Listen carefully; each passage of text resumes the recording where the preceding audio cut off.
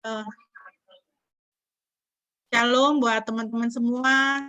Puji Tuhan, hari ini kita boleh bertemu kembali dalam persekutuan bulanan kita. Kita mengucap syukur untuk kasih sayang dan pemeliharaan Tuhan dalam hidup kita dan dalam pelayanan kita sampai dengan hari ini. Kita yakini ke depannya Tuhan akan terus memelihara dan senantiasa bersama dengan kita. Mari kita segera memulai ibadah kita, persekutuan kita pada pagi hari ini. Kita naikkan pujian ini, saat indah ku berhadapan denganmu, memandang wajahmu Yesus kekasih jiwaku. Biarlah saat persekutuan ini kita boleh mengkhususkan untuk kita boleh bersekutu dengan Tuhan, dan kita boleh disegarkan, kita boleh dikuatkan lagi di dalam kehidupan dan pelayanan kita. Mari kita naikkan pujian ini bersama-sama.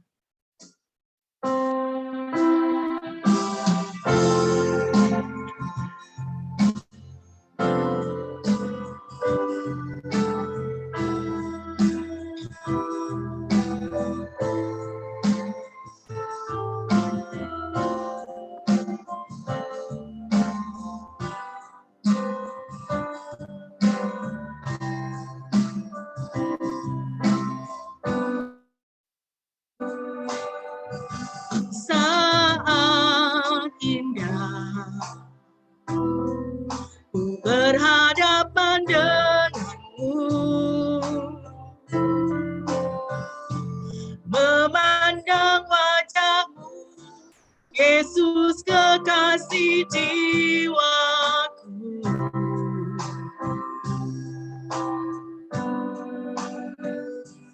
Bawa aku erat dalam pelukanmu, menikmati kasih dan indahnya hadiratmu. Hadiratmu Tuhan, hadiratmu Tuhan, ku rasakan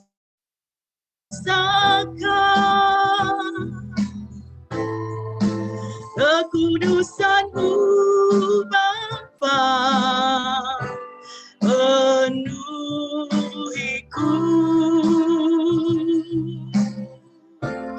Ku rindu selalu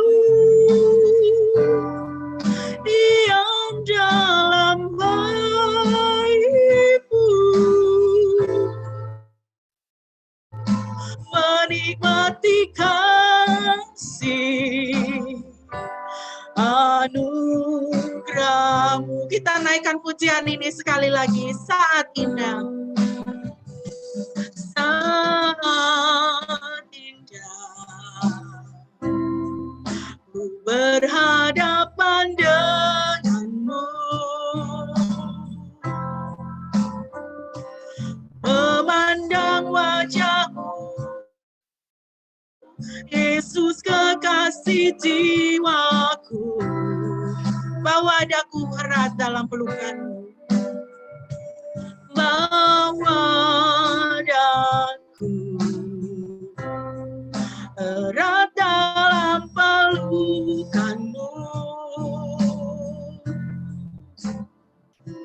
menikmati kasih dan indahnya hadirat-Mu.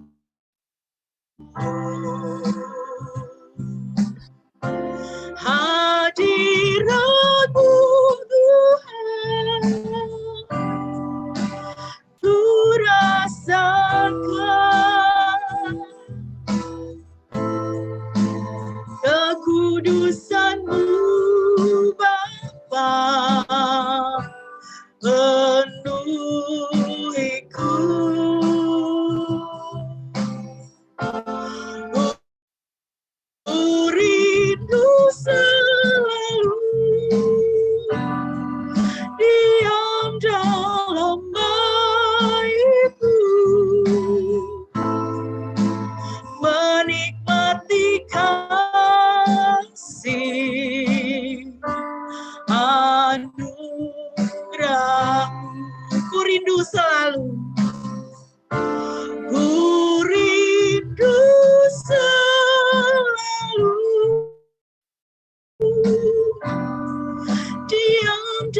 hamba-Mu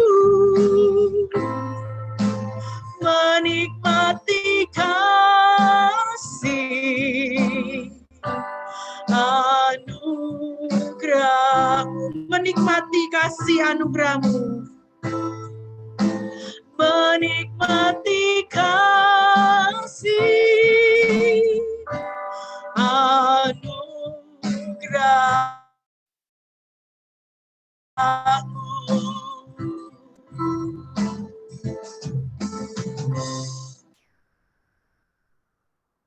Untuk doa pembukaan, boleh saya minta Bu Eko bisa memimpin kita dalam doa. Baik, mari kita berdoa. Kami bersyukur Tuhan, oleh karena Tuhan memberikan kesempatan kepada kami untuk saling bertemu di tempat ini, bersekutu di tempat ini ya Tuhan. Kami mengucap syukur kepada Tuhan. Berkatilah kami semua dalam persekutuan yang indah ini. Dan teman-teman kami yang mungkin belum bisa bergabung, kami rindu supaya mereka juga bisa bergabung. Terima kasih Bapa. Di dalam nama Tuhan Yesus kami sudah berdoa. Amin. Amin. Ya, terima kasih. Mari kita kembali memuji Tuhan. Kita mau naikkan pujian dari Mazmur 133. Kita ke Israel dulu, lalu nanti kita balik ke Indonesia ya, saudara-saudara ya. Kita nyanyikan pujian ini bersama-sama sebagai satu penguatan, satu semangat Mazmur 133 ya. Kita selalu bersama-sama, keluarga Agape selalu bersama-sama, bersekutu, dan Tuhan akan mengaruniakan berkat di dalam persekutuan kita untuk kita semua. Kita naikkan pujian ini bersama-sama ya, nanti bahasa Indonesianya menyusul ya. Baik.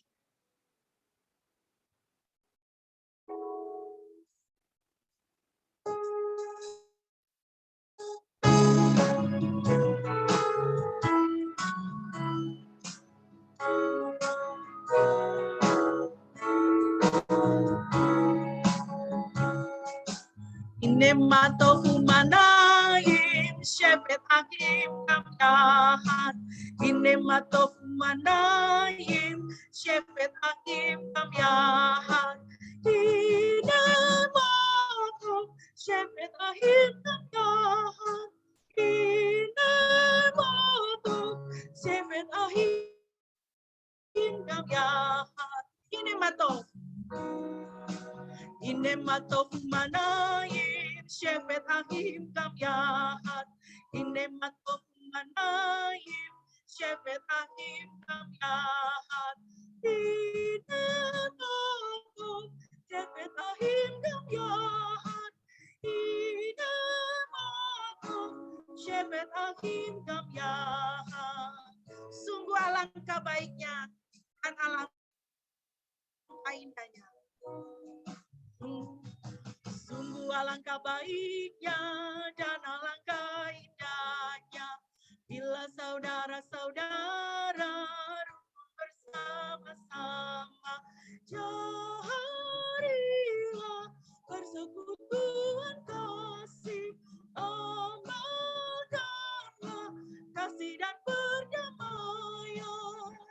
Sungguh alangkah baiknya. Sungguh alangkah baiknya dan alangkah indahnya bila saudara-saudara rukun bersama-sama. Jarilah persekutuan kasih, amalkanlah kasih dan perdamaian. Haleluya. Mari kita bersama-sama, kita bermazmur. Kita akan membaca Mazmur 133. Minta Pak Yafet dan Ibu untuk membacakannya. Bagi kita Mazmur 133. Dan kita semua juga di tempat kita masing-masing boleh mengikuti ya, dan kita juga boleh membaca dengan bersuara. Monggo. Pak Yafet dan Ibu. boleh membacakan Mazmur 133 memimpin pembetaan untuk kita. Bisa di-unmute ya. Makasih, Pak. Sebentar. Nyanyian Siara Daud. Sungguh alangkah baiknya dan indahnya apabila saudara-saudara diam bersama dengan rukun. Iya kan, ya. Seperti minyak yang baik di atas kepala meleleh ke janggut, yang meleleh ke janggut Harun dan ke leher jubahnya. Seperti embun gunung Hermon yang turun ke atas gunung-gunung Sion. Sebab kesanalah Tuhan memerintahkan berkat, kehidupan untuk selama-lamanya. Ya, terima kasih. Kita puji nama Tuhan. Biarlah Mazmur 133 ini menjadi bagian dalam kehidupan kita, kehidupan persekutuan kita, keluarga Agape, ya. Kita boleh senantiasa ada dalam persekutuan bersama-sama, dan di dalam itulah Tuhan akan memerintahkan berkat untuk kita. Puji nama Tuhan. Ya, kita akan merenungkan firman Tuhan, dan sebagai persiapan kita akan menaikkan pujian dari Nama Yesus Terus Bersuara, nomor 98, kita nyanyikan ayat 1 dan ayat yang ketiga. Sebagai persiapan untuk kita mau sama-sama kita mau merenungkan firman Tuhan.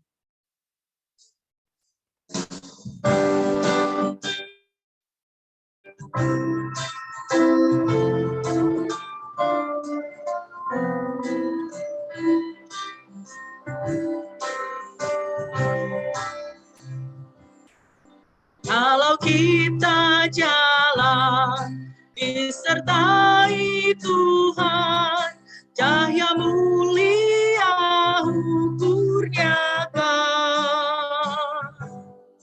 Kalau kita turun, pasti kita luput dari takut dan kesusahan. Percayalah dan taat padanya, baru Tuhan memberikan sukacita bakal.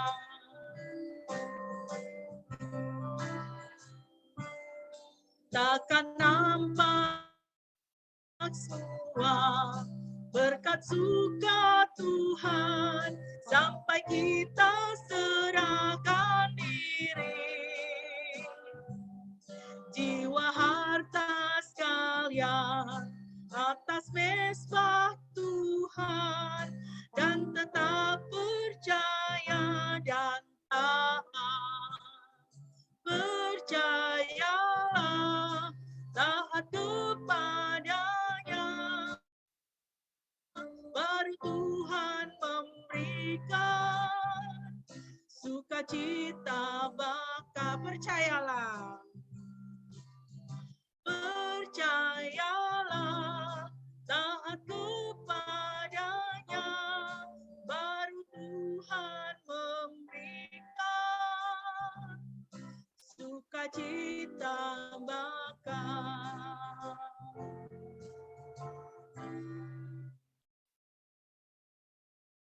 Firman Tuhan akan disampaikan oleh Bapak Pendeta John. Kami persilahkan.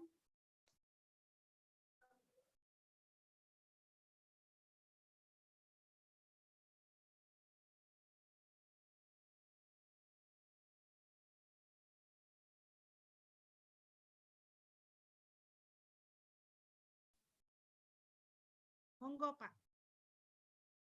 Silakan, Pak John.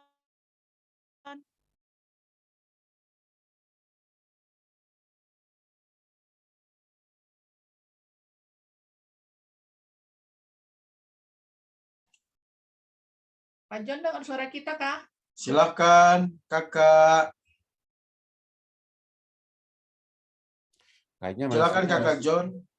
masih masalah dengan audionya dia. Kayaknya nggak dengar suara kita ya. Ya, audionya belum connect. Telepon aja, Pak, ditelepon. Jadi telepon. HP-nya.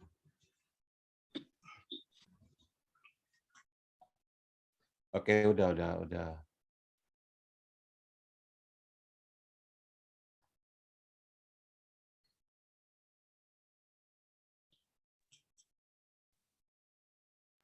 Udah Pak John, silakan.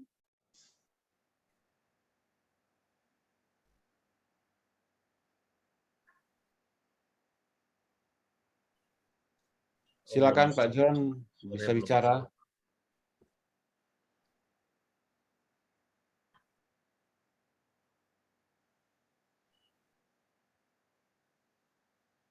Loh, jangan di-mute lagi. Itu di mute tadi ya. Sudah. Sekarang boleh. Coba. Halo? Ya, mantap Pak. kali. Kedengeran. Ya, suaranya, Pak. shalom semuanya. Shalom. Ya, silakan. Aduh, sangat mohon maaf nih. It's okay.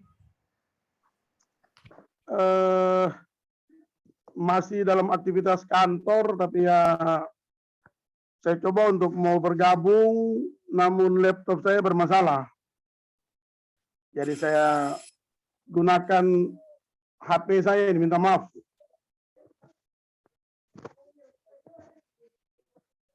Halo teman-teman semua, masih bisa dengar suara saya? Halo? Bisa. Yo, sangat. Bagus suaranya Pak. Jelas. Suaranya merdu. Merdu, terang, jelas. Seperti vokal grup Agape. Suara bass. Yes, aduh minta maaf, sudah di mana ya tadi nih ibadah ini? Sudah mau firman Tuhan sekarang. Silakan, waktunya Pak Pendeta sekarang. Firman Tuhan. Monggo Pak. Hai Bung Denny Chan, halo, selamat. Aduh, luar biasa teman-teman semua. Saya sampaikan selamat berjumpa di tahun baru. Pas di penghujung ya, bulan pertama ya, tahun 2022. Puji Tuhan juga kita boleh berjumpa dalam pertemuan Persekutuan Agape, dan saya sangat senang diberikan kepercayaan untuk mengawali persekutuan kita mulai dari terbit matahari ya di ujung timur. Ya, dari Papua kita memulai, jadi saya berharap tidak akan alpa ya, tidak akan absen setiap minggunya atau setiap bulannya. Teman-teman di Amerika bagaimana? Bung Musiko dan Ibu Olvi ada? Bergabung kah? Mantap Pak Ga, mantap. Selamat berjumpa semua. Mantap. Ya, Bung Ada Denny Pak, jelas kiper kita sekali. ada. Ada kiper Agape ada hadir. Oke. Nah, kita harus kembali sparring di lapangan sepak bola itu. Oke. Tidak membuang waktu ya, kita sudah harus memulai dengan firman Tuhan. Untuk itu saya mohon maaf lagi sekali lagi untuk teman-teman semua, dan berterima kasih untuk kita semua bisa bergabung pada hari ini. Saya mengajak kita semua untuk bersama-sama berdoa. Sudah berdoa belum ya? Mohon maaf tadi MC-nya Ibu. Belum Pak, belum berdoa Pak. Belum. Oh, Ibu Sianturi. Aduh, sorry. Siap hadir. Iya. Ibu Arni Sianturi. Oke, baik. Kalau begitu kita berdoa dulu sebelum kita membaca bagian firman Tuhan. Mari kita berdoa. Terima kasih Tuhan untuk waktu yang baik. Kami boleh berjumpa bersama semua teman-teman Agape kelas. Kami boleh berjumpa dalam persekutuan bulanan kami di awal tahun ini. Dan kami akan membaca sebagian firman Tuhan.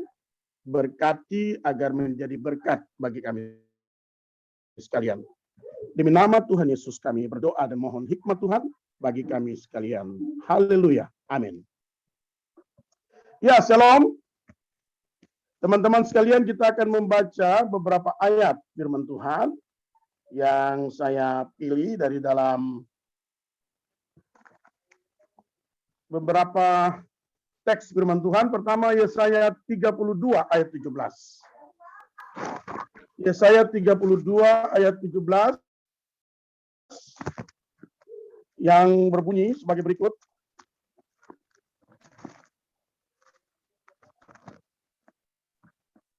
Di mana ada kebenaran, di situ akan tumbuh damai sejahtera.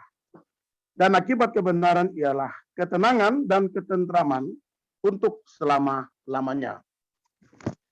Pembacaan kedua dari Injil Yohanes 14 ayat 6.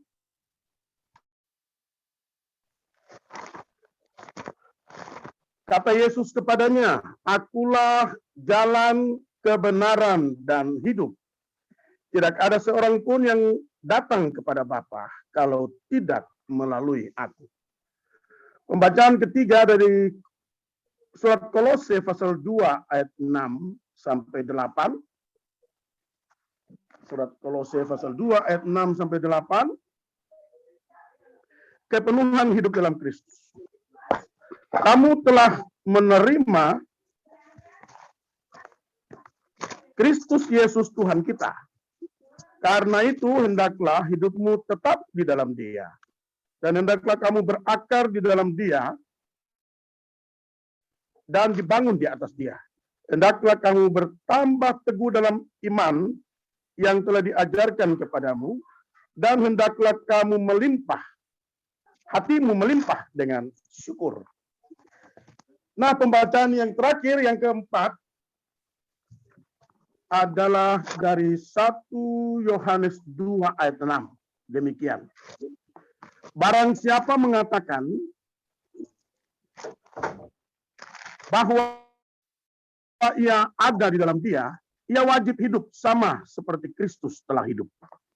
Ya, itulah 4 oleh-oleh, 4 bingkisan tahun baru dari Tuhan yang diberikan dari ufuk timur Nusantara bagi kita sekalian, teman-teman Agape se-Indonesia dan dimanapun kita berada.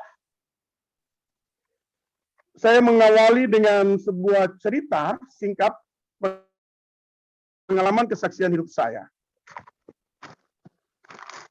Ketika tahun 1999, artinya 4 tahun setelah kita keluar dari kampus, 4 atau 5 tahun, saya mengikuti pertemuan para hamba Tuhan di Jayapura. Setelah kembali dari pertemuan, saya kembali ke rumah saya, dan saya harus kembali ke tempat tugas saya jauh di Tanah Merah, Depapre. Itu di pinggir pantai utara. Mungkin Bung Yafet tahu. Di sana saya bertugas selama kurang lebih 8 tahun sebagai gembala atau pendeta jemaat. Setelah saya melayani seorang yang sakit, saya mendapat berita bahwa ayah saya meninggal dunia. Betapa terkejutnya saya, dan besoknya, malam itu juga saya harus kembali ke Abipura, ke tempat tinggal saya. Benar bahwa memang ayah saya meninggal. Saat itu saya merasa sangat syok, dan saya merasa sangat terpukul, dan saya merasa masih berutang terhadap orang tua saya atau ayah saya yang sudah membesarkan dan membiayai saya studi sampai selesai. Saya belum membalas apapun, dan ayah saya harus meninggal. Saat itulah saya merasa drop, dan saya mengatakan, Tuhan tidak adil. Benar-benar dalam hati saya menolak kejadian itu, bahwa apa yang terjadi sebenarnya Tuhan tidak adil dalam hidup saya. Mengapa Tuhan harus mengambil ayah saya sebelum saya mendapatkan hasil pekerjaan saya sebagai pendeta, dan saya harus memberi apa yang terbaik untuk ayah saya. Tuhan sudah mengambilnya. Saya menyangkali Tuhan bahwa Tuhan itu ada. Saudaraku yang kekasih, saya menyangkali Tuhan. Saya katakan terus terang hari ini, saya menyangkali Tuhan karena Tuhan tidak adil mengambil ayah saya pulang kembali kepadanya. Itulah pikiran saya sebagai manusia. Dan ketika saya selesai memakamkan orang tua saya kembali untuk aktivitas saya semula-mula. Saya tidak lagi mau melayani Tuhan. Saya tidak lagi mau berdoa, tidak lagi mau membaca Alkitab. Saya meninggalkan Tuhan dan meninggalkan jalan Tuhan. Saya katakan Tuhan tidak ada. Teman-temanku sekalian, saya katakan Tuhan tidak ada. Begitu hebatnya saya menolak Tuhan dan kekuasaannya. Suatu ketika kami diundang oleh sinode untuk bertemu. Terpaksa saya harus pergi. Saya datang ke kantor sinode, kita bertemu dengan semua teman-teman pendeta DKI, setanah Papua. Pulang pertemuan tersebut, saya masih mengendarai sebuah motor. Dan saya memakai motor saya itu dalam perjalanan pulang, saya melewati beberapa mobil. Dan ketika tepat berada paling depan dari semua mobil yang saya sudah lewati, sebuah mobil yang berlawanan arah dengan kecepatan yang amat sangat tinggi. Lalu ban depan sebelah kanannya pecah. Mobil ini harus menuju ke motor saya dan kepada saya. Teman-temanku sekalian, bisa bayangkan apa yang terjadi saat itu. Hanya satu kalimat yang saya ucapkan, Tuhan Yesus tolong. Spontan, saya terangkat dari motor saya, terlempar 8 meter. Dan mobil menabrak motor saya dan hancur ringsek. Orang-orang mengatakan, pasti orangnya mati. Kurang lebih tahun 99 atau 2000. Saya berada di pinggir jurang, dan saat itu orang-orang datang untuk menolong saya. Mereka mengatakan, tolong Bapak itu. Saya katakan, sabar. Saya coba menggerakkan kaki tangan saya, kepala saya masih dengan helm. Tetapi, saya bilang, sabar, saya akan bergerak dulu. Rupanya seluruh tubuh saya tidak ada yang patah, tidak ada yang lecet, tidak ada yang luka, dan seterusnya. 8 meter terlempar ke pinggir jurang. Orang-orang ini mengantar saya, dan di tengah perjalanan ke rumah sakit, mereka bertanya, Bapak dari mana tadi? Saya bilang, saya dari pertemuan para pendeta. Bapak pendeta? Saya bilang, iya. Oh, pantasan. 8 meter terlempar. Teman-temanku sekalian, tidak patah satu tulang pun. Itulah kekuasaan Tuhan. Saat itulah saya mengatakan, Tuhan ada. Saya akan mengikut jalan Tuhan. Dan sampai kapanpun, apapun yang terjadi dalam hidup saya, Tuhan hadir dan Tuhan berkuasa. Amin ya Bapak Ibu ya, saudara ya. Amin. Loh, kok satu orang saja yang berdoa? Wah, amin, amin. Amin, Pak. Amin. Amin baru. Iya. Saya bilang amin dari tadi. Amin, amin. Begitulah kesaksian singkat, masih banyak. Saya hampir pakai motor 5 kali, jatuh dan tabrakan. Tapi sampai hari ini, saya masih tetap sehat dan kuat. Pertama, berkat kuasa Tuhan, perlindungan Tuhan, tapi juga berkat doa-doa teman-temanku sekalian, dan banyak orang juga mendoakan kita. Nah, puji Tuhan. Yang ingin saya bawa kita untuk melihat, tema hari ini yang saya berikan pada kita, dari sedikit cerita kisah kesaksian saya. Tetap berjalan dalam kebenaran. tetap berjalan dalam kebenaran. Itulah tema yang saya berikan bagi kita untuk persekutuan ibadah kita ini. Saya berharap bisa lebih cepat dan kita bisa cepat juga selesai. Selalu saya mengungkapkan kepada jemaat Tuhan bahwa Natal terjadi itu 3 kali di bumi ini.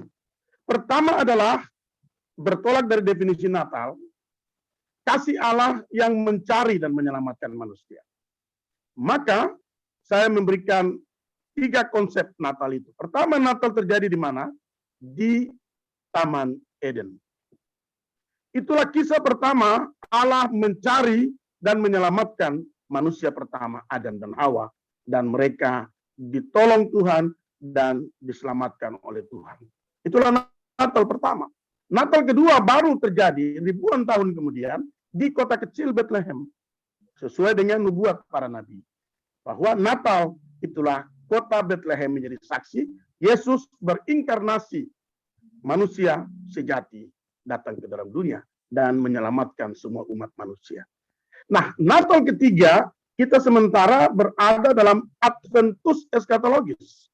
Artinya kita semua tahu bahwa kita berada dalam masa-masa penantian kudus di akhir zaman.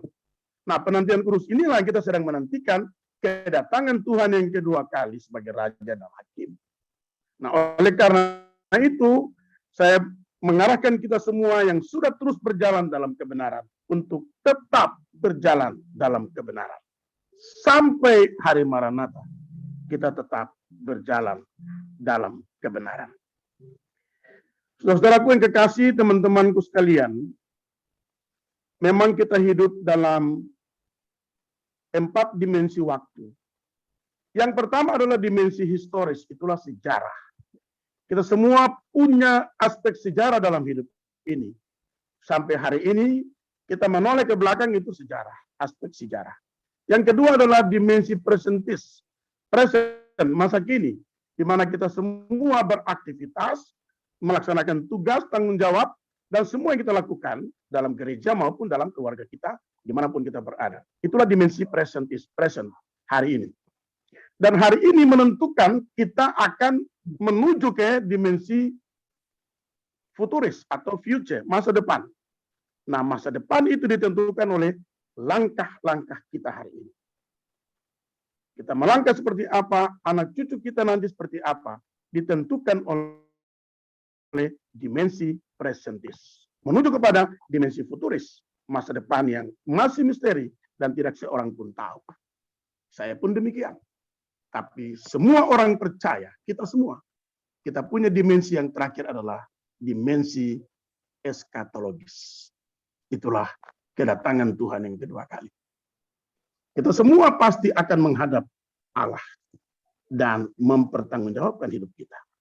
Puji Tuhan, persekutuan Agape tetap eksis dan saya sangat bangga dan berterima kasih kepada Tuhan untuk kita semua yang masih tetap diikat oleh kasih Agape sampai Dia datang kembali. Puji Tuhan. Teman-temanku sekalian, dari tema yang kita lihat hari ini, kita akan belajar bersama-sama beberapa hal penting. Yang pertama, apa yang dimaksud dengan tema kita hari ini, khususnya kebenaran. Yang kedua, mengapa harus tetap berjalan dalam kebenaran? Dan yang ketiga, bagaimana caranya agar kita tetap berjalan dalam kebenaran, sekalipun di tengah situasi dunia yang tidak menentu. Dan yang terakhir, bagaimana akibat bila kita tetap berjalan dalam kebenaran. Kita akan lihat kesimpulan dan aplikasi di akhir refleksi singkat ini. Pertama, apa yang dimaksud dengan kebenaran? Kita tahu bersama dan kita sudah belajar, saya tidak mau menggurui kita juga, bahwa kita tahu bersama bahwa Alkitab memberikan pengertian tentang istilah aletheia.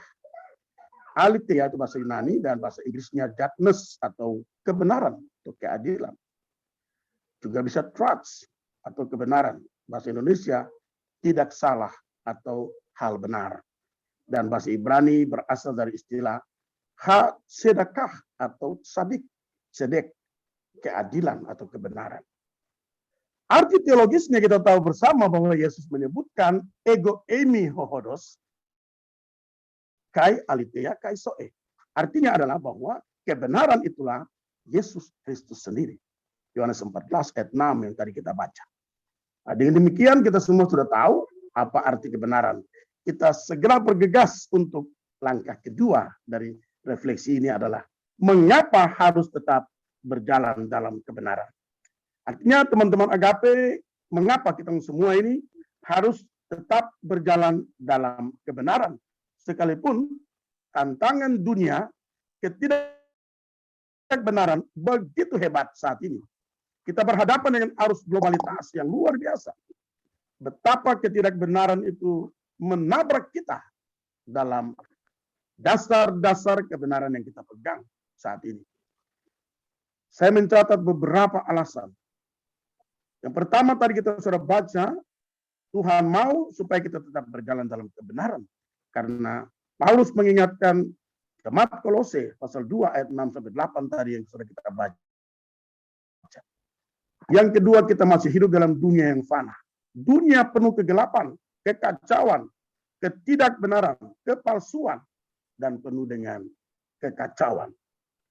Tujuan hidup kita jelas dan pasti, yaitu surga rumah Bapa. Kita tidak boleh jalan salah, dan akhirnya kita juga bisa terjerat dan masuk ke jalan yang tidak kita kehendaki. Karena apa? Agar kita tetap kuat, tidak putus asa, kita tidak bimbang, tidak ragu-ragu, dan kita tetap maju dan tidak mundur. Dimampukan berjalan setia sampai hari Maranatha. Dan saya percaya kita semua sedang melakukan hal itu. Setiap pagi kita bangun, tentu kita mengingat renungan pagi di kamar kita masing-masing sewaktu masih kenangan indah di kampus. Pagi hari kita sudah bangun untuk mempersiapkan segala hal, merenungkan firman Tuhan. Dan malam hari kita juga terus menutupnya dalam doa syukur. Bukankah itu sebuah tindakan kebenaran yang kita lakukan dan terus kita lakukan sampai Dia datang kembali? Alasan mengapa? Karena di luar Tuhan Yesus kita tidak dapat berbuat apa-apa. Yohanes 15 ayat 5 mengatakan jelas, di luar aku kamu tidak dapat berbuat apa-apa. Di dalam Dia dan bersama Dia, kita pasti kuat, dimampukan untuk menghadapi tantangan dunia yang begitu hebat. Alasan berikutnya, karena Dia adalah Alfa dan Omega, atau Dia juga adalah Immanuel. Karena Dialah satu-satunya kebenaran, maka kita harus tetap berjalan di dalam Dia. Saya selalu menyebutkan kepada jemaat Tuhan bahwa kita hanya in the course dalam dunia. Tidak ada yang fana, tidak ada yang kekal dalam dunia yang fana. Kita semua pasti akan tamat riwayat. Kita pasti akan mendapat gelar terakhir almarhum dan almarhumah. Tetapi yang menjadi pertanyaan, apakah kita masih tetap berjalan dalam kebenaran sampai tiket kita tiba atau sampai Dia datang kembali? Nah, itu pertanyaan untuk kita, mengapa kita harus tetap berjalan dalam kebenaran.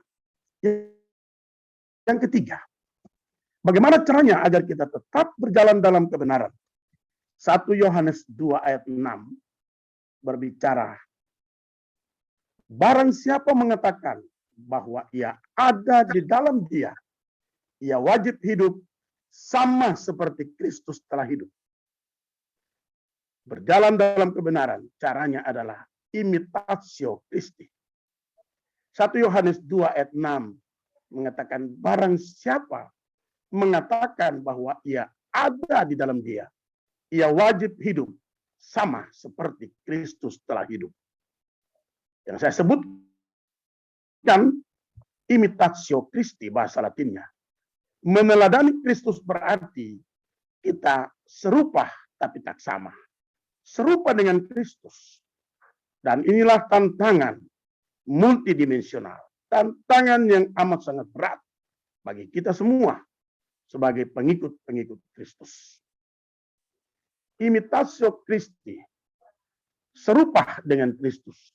Imitasi artinya sama, hampir sama, tetapi kita bukan Kristus. Kita adalah hambanya, kita adalah sahabatnya, dan kita adalah pekerja-pekerjanya. Teman-temanku yang terkasih dalam Tuhan Yesus Kristus, sangat senang kita bisa berjumpa di awal tahun dan kita belajar kembali dari kebenaran firman Tuhan sebagai dasar kehidupan kita. Imitatio Christi, meneladani Kristus dalam hal apa? Saya mencatat beberapa hal. Dalam ketaatan, dalam kesetiaan, dalam kelakuannya, dalam kata dan perbuatannya, dalam doanya, dalam melayani sebagai pelayan Allah, dalam mengasihi, dalam kesabaran, dan masih banyak lagi yang harus kita taati, kita teladani dari Kristus Yesus Tuhan kita. Saya koma di sini. Sewaktu sebuah ilustrasi kecil, sewaktu saya menyampaikan kepada kaum bapak dalam gereja saya, mereka suka minum-minum mabuk. Mereka suka minum tuak ya, Lai Hotman. Mereka suka minum Jenever. Malah mereka menyebut sebutan-sebutan minuman sangat luar biasa. Yanti yang tinggi, Yance yang ceper. Masih ada lagi sebutan-sebutan lain. Mito, minuman toko. Milo, minuman lokal. Masih banyak. Kalau kawan Yafet pasti ingat bagaimana di Jayapura kehidupan orang Papua yang selalu dekat dengan minuman keras. Bahkan tidak segan-segan mereka menyebutkan nama minuman keras dengan sebutan Jesus atau Jenever soda susu. Nah, ini sangat luar biasa. Kehidupan mereka sangat hebat. Mereka katakan kepada saya, Pak Pen, apakah bisa kita minum? Saya bilang, alasannya apa? Mereka bilang, Yohanes pasal 2, Yesus memberikan hadiah terbaik untuk keluarga baru di Kana. Mujizat 7 tempayan air menjadi anggur yang paling hebat. Itu berarti Yesus tidak melarang minuman keras. Saya bilang benar. 100 nilainya. Tapi baca selanjutnya dalam Alkitab itu. Apakah Yesus bilang, ini ada 7 tempayan. Jadi silakan minum sampai mabuk. Mereka semua terdiam. Lalu saya katakan kepada mereka begini. Kalau kau mengatakan kau adalah orang Kristen, kau adalah pengikut Kristus, maka pertanyaan saya adalah, apakah kau sudah bisa meneladani Kristus? Pertanyaan kedua, pernahkah bapak-bapak melihat Yesus berjalan di Galilea, Samaria, Yudea, minum mabuk sampai meter patah? Mereka semua terdiam. Saya bilang, teladanilah Yesus. Kalau Yesus tidak pernah minum mabuk, ya kita juga tidak. Kalau Yesus tidak pernah isap rokok, kita juga tidak jadi pemadat. Karena tubuh kita adalah bait Allah. Nah, ini contoh kecil yang saya sampaikan dalam refleksi kita dan juga kepada orang-orang Papua yang terlalu dekat dengan minuman keras. Itulah pergumulan kita. Bagaimana caranya yang berikut? Kita sudah menerima Tuhan Yesus Kristus yang adalah kebenaran dan kita hidup di dalam Dia. Yohanes 1 ayat 12 mengatakan,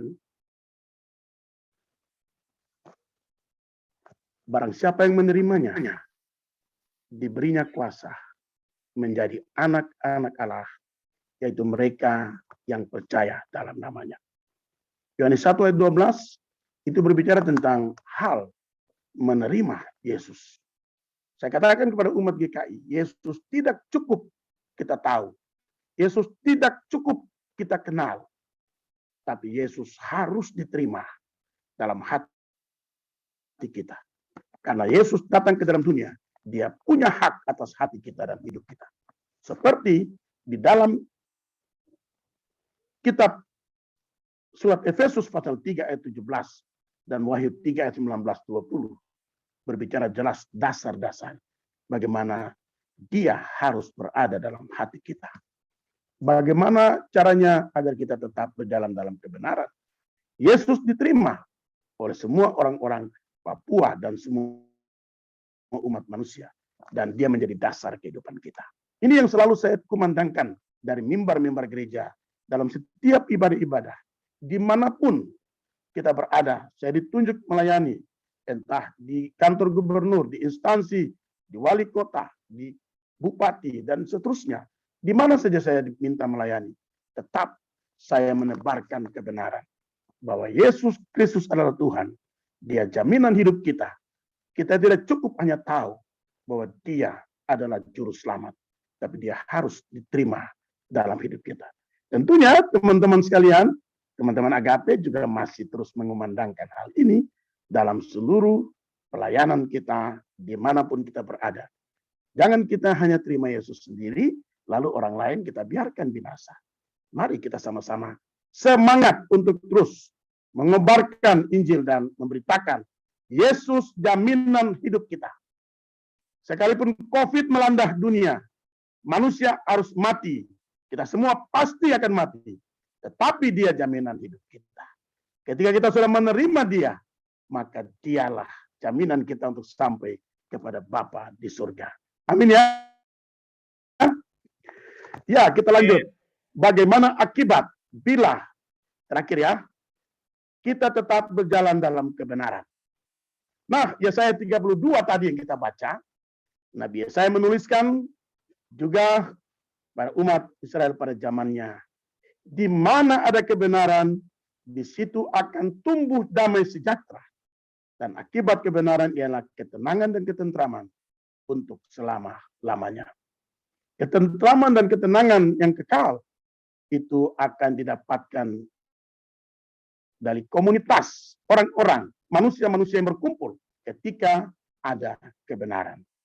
Ketika firman Tuhan diberitakan, Yesus diberitakan, damai sejahtera itu ada bagi setiap orang. Dan saya percaya tantangan kita semua sama.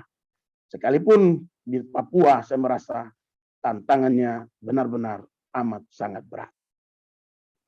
Semua orang harus diajarkan tentang kebenaran. Dan saya bertolak dari hal ini untuk membagikan kepada kita semua. Bagaimana akibat bila kita tetap berjalan dalam kebenaran. Pertama adalah tumbuh damai sejahtera, Shalom Allah atau Eirene. Ada ketenangan dan ketentraman untuk selama-lamanya.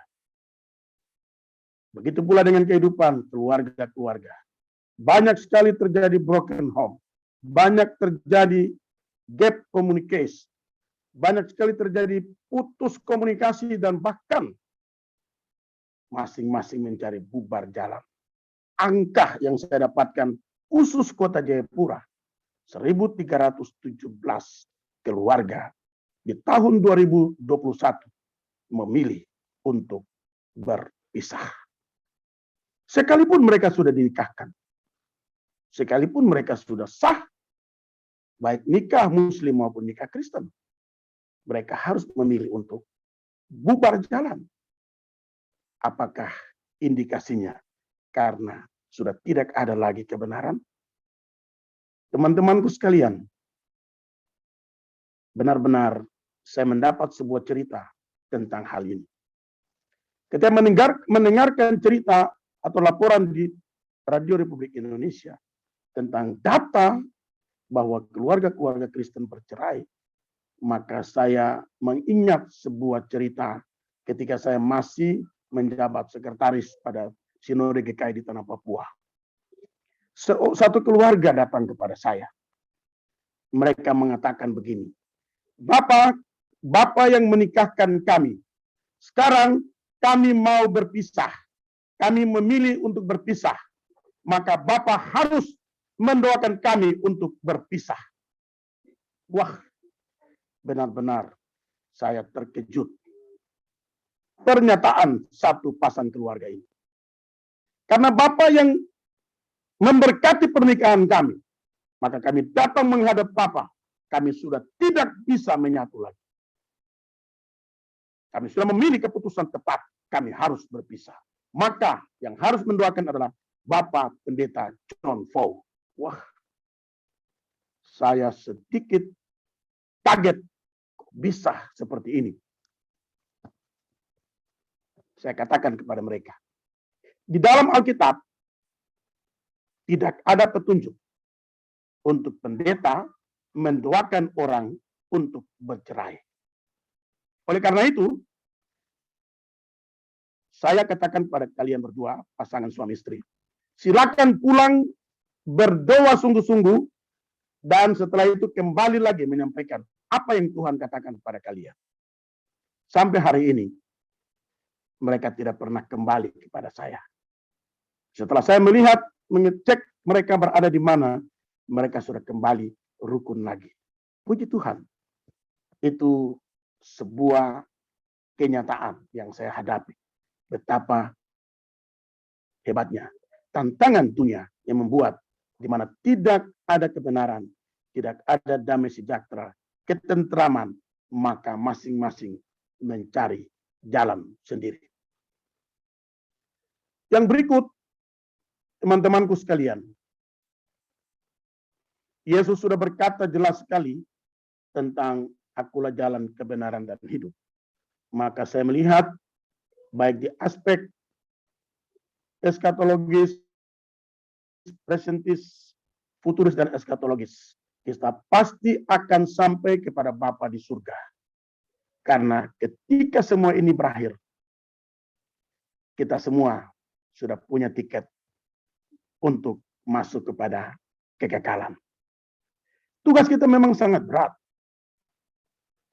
Kita harus mengingatkan anak-anak kita.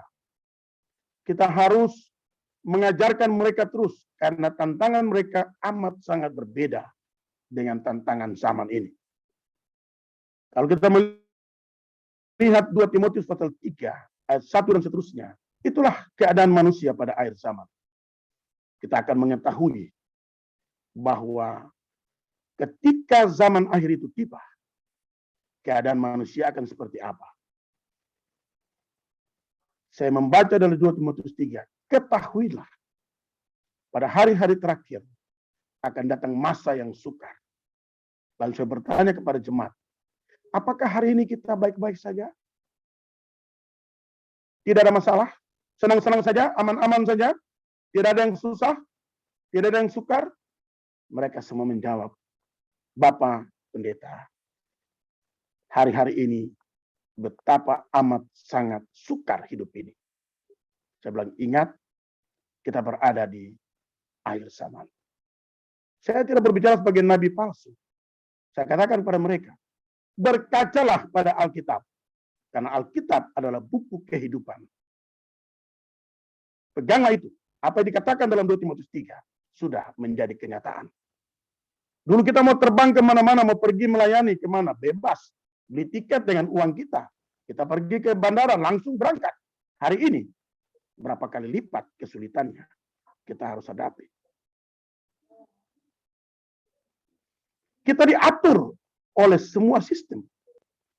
Kita diatur harus, karena COVID semua harus vaksin. Vaksin pertama, vaksin kedua, malah vaksin ketiga lagi diminta harus. Anak-anak pun juga diprakarsai untuk harus divaksin. Dulu aman-aman saja. Tidak ada soal, sewaktu kita masih kuliah di Batu, tahun 90-an, kita aman-aman saja, tidak ada masalah. Sakit penyakit pun ada, tapi kita tidak terlalu terpengaruh. Tapi hari ini, semua seperti diatur, seperti disetir.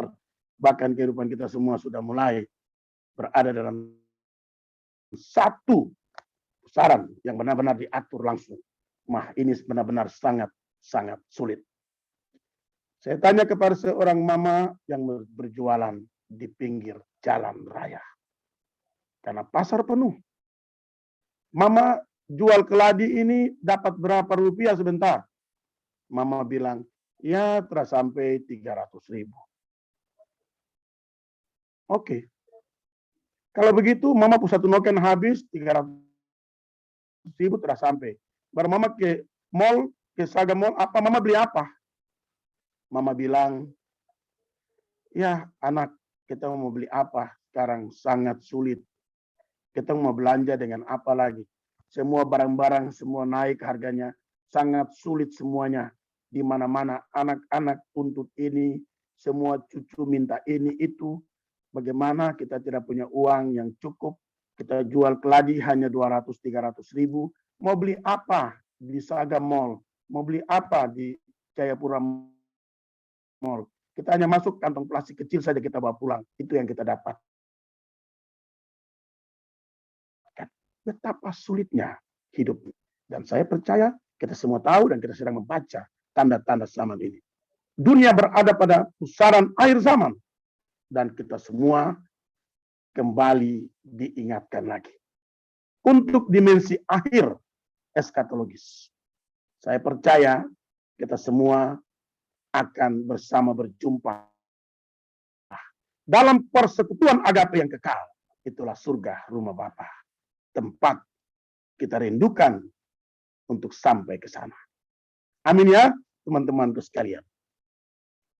Ya, kita berada di Adventus Eskatologi dan kita tetap berjalan dalam kebenaran. Ya, waktu kita sudah mau habis. Jadi saya hanya memberikan beberapa kesimpulan dan aplikasinya bagi kita. Teman-temanku yang sangat kusayangi dan kukasihi, semua keluarga-keluarga Allah, keluarga agape dimanapun berada, dari ujung timur Nusantara, saya menyampaikan refleksi singkat dengan tema tetap berjalan dalam kebenaran. Dan sebagai kesimpulan dan aplikasi bagi kita, saya mencatat beberapa hal penting. Yang pertama, ada banyak kebenaran palsu, ada kebenaran aspal, asli tapi palsu dalam dunia ini. Tapi hanya satu kebenaran yang hakiki, yang asli, yaitu Tuhan kita, Yesus Kristus.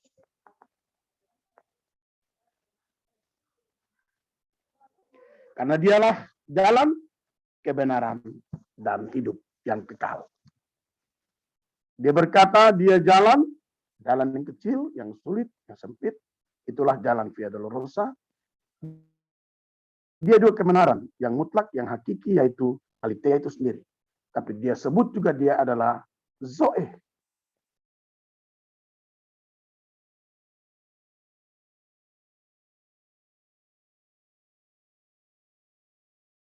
Yesus Kristus Tuhan kita. Yang kedua, ada banyak jalan di dunia ini. Tetapi hanya satu jalan untuk sampai kepada Bapa di surga. Oleh karena itu, sekalipun sulit jalan ini, marilah teman-teman agape, kita jalani terus. Saya teringat, 9 bulan saya di tempat teman-teman agape dengan kasih agape membantu saya. Saya berjuang karena kaki saya mengalami luka selulitis. Itulah luka terjadi infeksi di dalam kulit karena benturan-benturan. Sehingga saya harus tinggal selama 9 bulan di tempat. Lukanya begitu besar, begitu hebat, merambat di seluruh kaki saya. Dan begitu ganasnya sakit selulitis ini. Tetapi teman-teman agape terus menolong, mendoakan, dan bantuan biaya juga diberikan bagi saya. Sepantasnya saya sampaikan banyak-banyak terima kasih.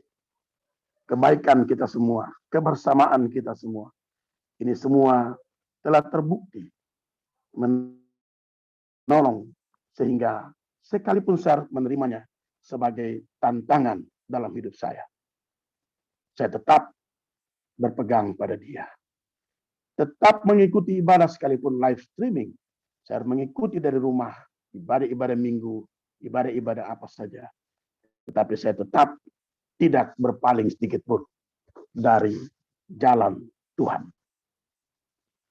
Yang ketiga, ada banyak tawaran dan godaan dunia untuk memilih jalan lain.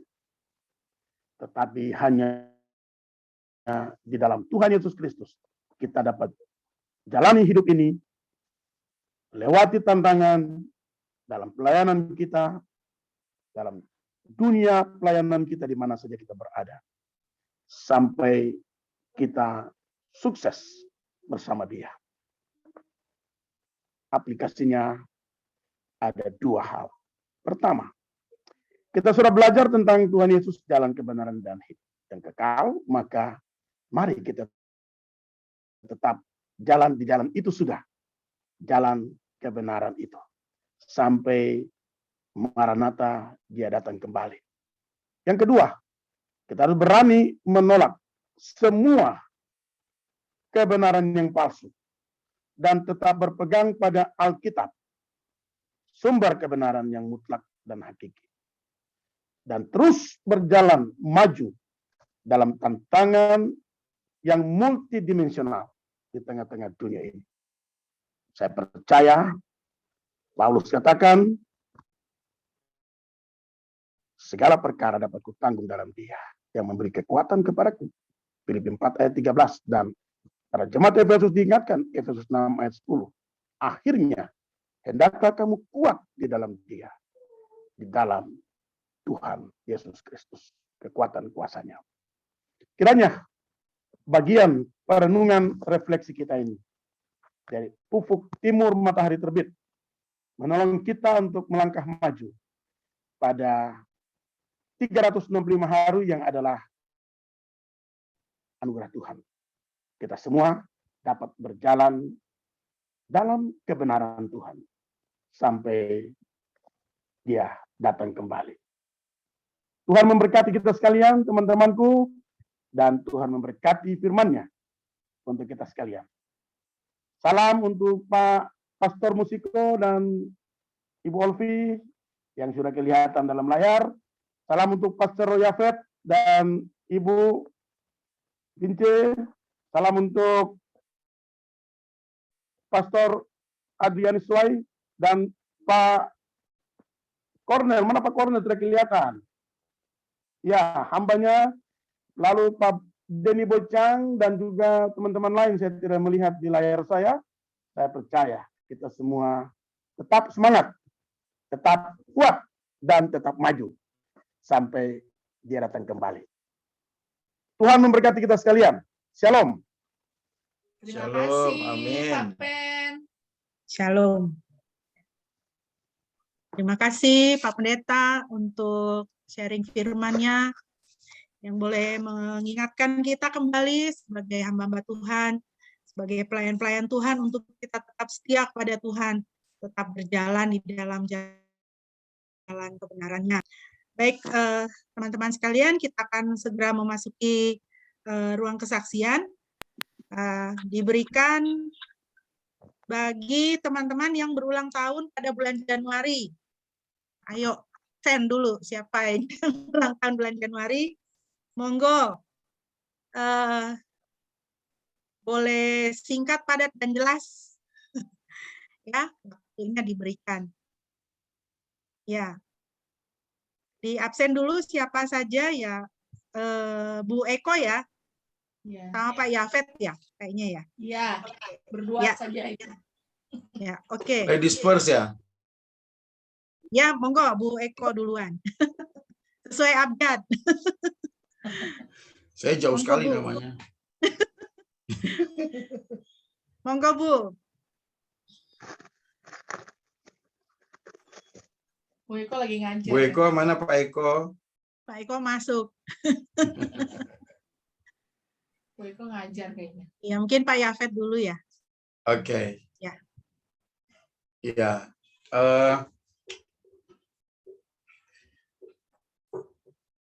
Sepanjang tahun 2021 itu memang pergumulan yang sangat berat, ya, berkaitan dengan tugas yang diberikan oleh sinode pada waktu lalu itu sempat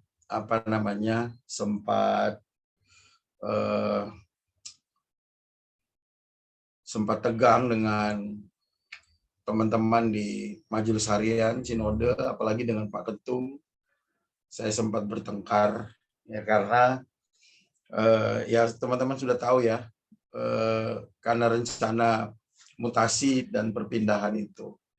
Tetapi puji Tuhan, dalam pergumulan itu saya membaca firman Tuhan dalam Mazmur pasal 73 tentang Asaf ya, yang sempat down karena dia melihat hidupnya dan dia membandingkan hidupnya dengan orang-orang yang tidak sungguh-sungguh dalam Tuhan.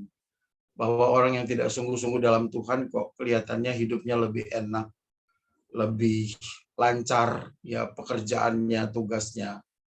Dan Asaf melihat justru dia yang sungguh-sungguh dengan Tuhan dan melayani Tuhan, bahkan dia memberikan segalanya, kok justru dia mengalami begitu banyak pergumulan. Ya, ternyata kan berjalan dalam kebenaran atau melayani dengan ketulusan tidak berarti kita lepas dari tantangan, justru tantangannya lebih berat. Tapi bersyukur karena dari firman Tuhan itu, khususnya ayat yang ke-17-18, Asaf itu mengatakan, sampai aku masuk hadirat Tuhan, ya, masuk dalam persekutuan dengan Tuhan, barulah dia mengerti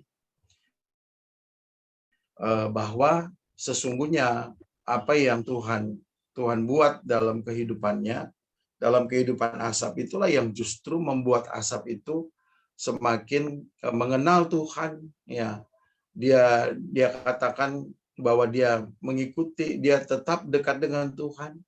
Dia dituntun oleh Tuhan dengan nasihat Tuhan. Sampai akhirnya komitmennya juga berubah. Sekalipun dagingku dan hatiku habis lenyap, ya, Tuhan tetap bagianku untuk selama-lamanya. Jadi lewat pergumulan itu saya juga semakin apapun yang dipercayakan oleh sinode saya siap. Saya bilang sama Pak Ketum, apa saja Pak, silakan. Saya akan taat, saya taat ya. Lalu Pak Ketum bilang, oke, kalau gitu Pak Yafet di Surabaya 5 tahun. Siap Pak, saya bilang. Bapak harus jadi Bapak jadi ketua Mawil, saya bilang tidak perlu Pak. Saya melayani sebagai gembala saja. Saya sudah senang, saya tahu itu kesempatan yang Tuhan berikan. Saya akan layani sungguh-sungguh. Tapi ternyata 2 bulan kemudian Pak Ketum kemudian menghubungi saya lagi. Dan dia katakan, Pak Yafet, saya sudah mengambil keputusan dan berbicara kepada rekan-rekan majelis harian bahwa Pak Yafet harus kembali kepada ketua bidang 1. Bagaimana Pak Yafet? Ya, saya jawab, siap Pak. Pokoknya apa saja siap. Ada jabatan tidak masalah, saya bilang.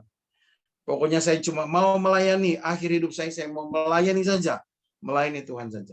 Ya. Jadi saya makin bebas gitu ya. Melayani itu makin bebas. Tidak terikat pada apapun gitu ya. Dan saya bersyukur bahwa Tuhan sudah menolong sampai hari ini. Iya, justru ketika saya mau kembali ke Jakarta untuk melaksanakan tugas dari ketum ini, justru berat beban saya karena meninggalkan jemaat, harus meninggalkan jemaat. Ya itu nanti silakan Tuhan saja yang atur. Pak Ketum sudah berkomunikasi dengan wakil majelis kami, dan Pak Ketum bilang itu terserah Pak Yafet, mau jadi ketua bidang 1, mau jadi gembala silahkan. Saya jadi malah takut ya, maksudnya jangan saya memilih gitu kan, harusnya saya ditentukan gitu. Tetapi itu pun saya melihat itu sebagai sebagai hak istimewa dari Tuhan ya. Artinya begitu banyak sebenarnya kesempatan yang Tuhan berikan kepada saya untuk melayani Tuhan. Iya, itu saja. Terima kasih. Tuhan luar biasa, Tuhan sungguh dahsyat, sungguh hebat. Saya ini cuma hamba Tuhan yang diberikan kasih karunia dan kesempatan untuk melayani Tuhan. Terpujilah Tuhan. Ya, terima kasih Pak Yafet. Bu Eko sedang ada rapat guru, jadi mungkin hanya bisa mendengar, tidak bisa berkomunikasi dengan kita di sini. Baik, apakah masih ada yang selain Pak Yafet dan Bu Eko yang ulang tahun bulan Januari? Nggak ada ya kayaknya ya. Oke deh. Baik, saya akan langsung serahkan kepada Ibu Lena untuk memimpin dalam doa syafaat.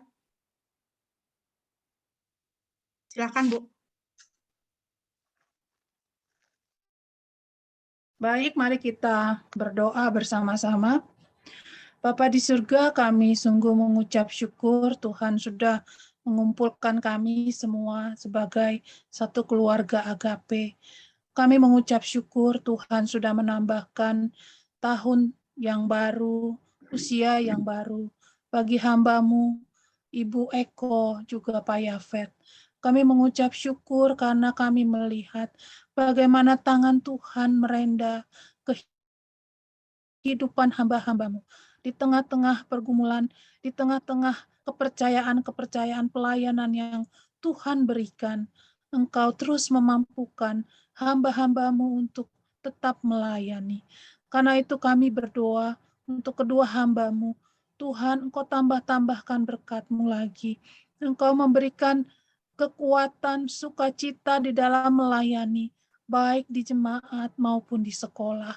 Kami berdoa biarlah Engkau juga memberkati Ibu Eko dalam mengajar, bahkan membawa anak-anak muridnya semakin mengenal Engkau, bahkan juga mengetahui bahwa anak-anak ini boleh menerima Engkau sebagai Tuhan dan Juru Selamat.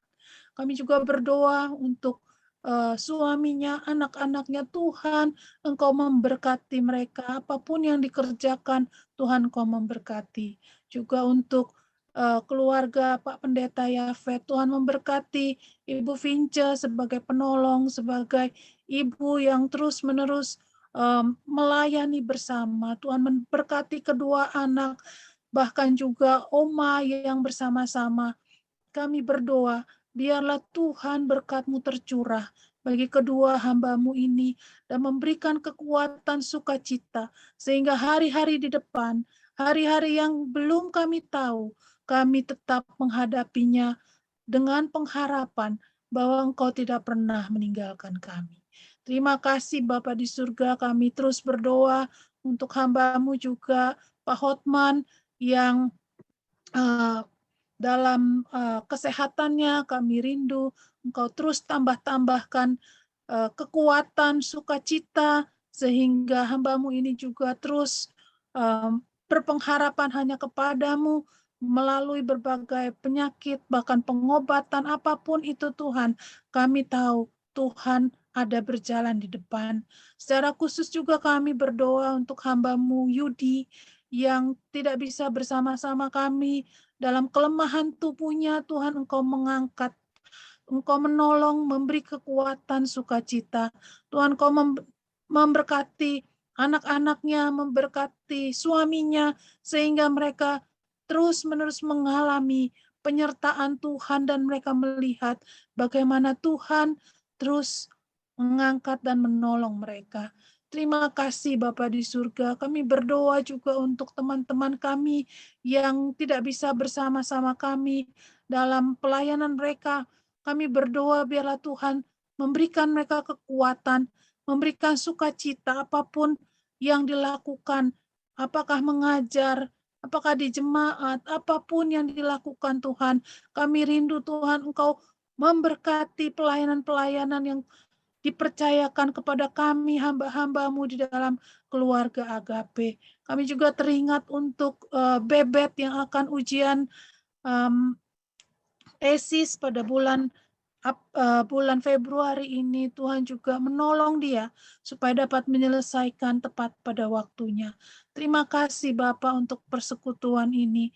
Kami mengucap syukur karena kami melihat bagaimana penyertaan Tuhan yang tidak pernah berhenti. Immanuel, Tuhan terus beserta dengan kami. Terima kasih di dalam nama Tuhan Yesus kami berdoa. Amin.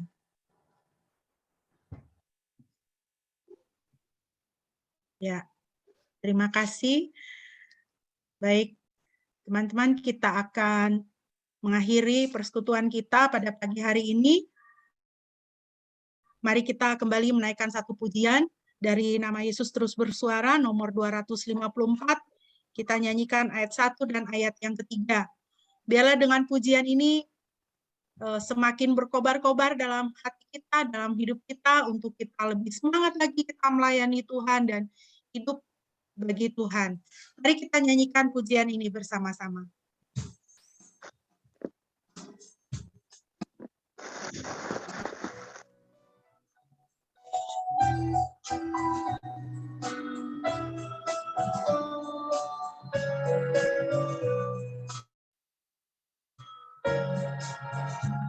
Nyalakan apimu dalam hatiku, berkobar-kobar bagi Tuhanku. Harta dan hidupku jadi milikmu, peganglah aku dengan tanganmu. Ku sumber hidup dan kesukaan, kegelapan jiwaku diberinya terang. Doa sembahyangku diterima-Hu, ya Yesus Tuhan Juru Selamatku.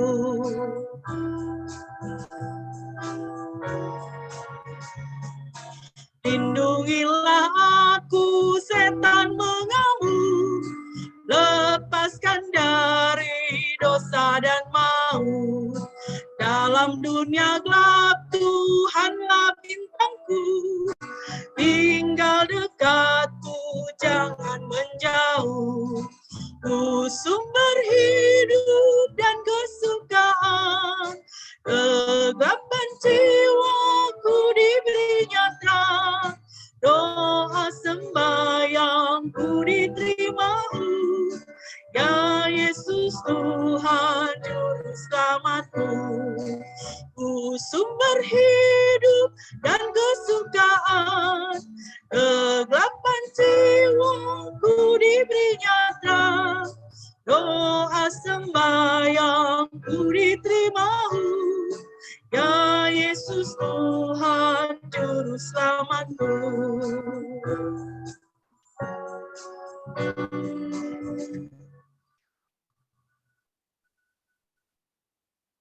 Untuk doa penutup dan berkat, kembali saya minta kesediaan Pak Pendeta John bisa memimpin kita. Silakan Pak.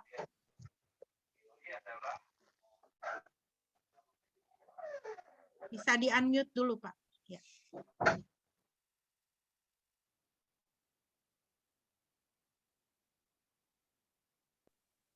Baik teman-teman sekalian, kita akan mengakhiri persekutuan kita ini dalam doa mohon berkat Tuhan. Mari kita berdoa. Kami telah menyelesaikan persekutuan dalam ibadah keluarga Agape pada hari ini, di hari yang terakhir di bulan yang pertama tahun 2022. Kami mendoakan Tuhan beserta kami sekalian, keluarga besar Agape dimanapun kami berada, anak cucu semuanya dalam berkat-berkat Tuhan.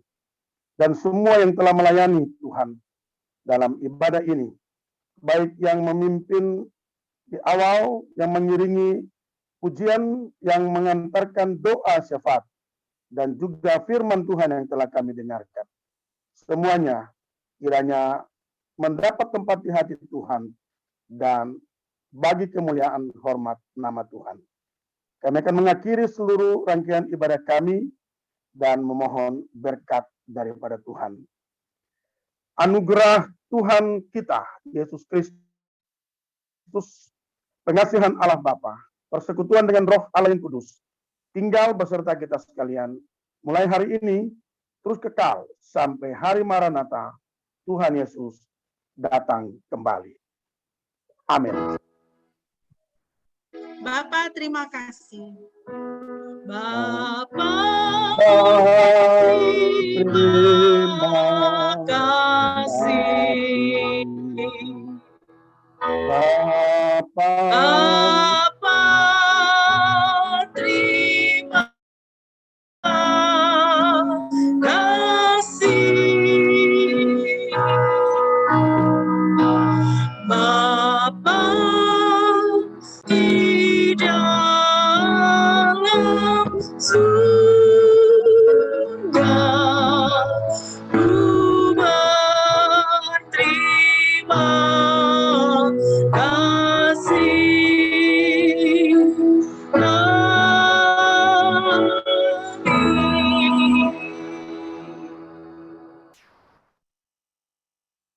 Ya, demikian ibadah persekutuan kita sudah selesai, saudara-saudara.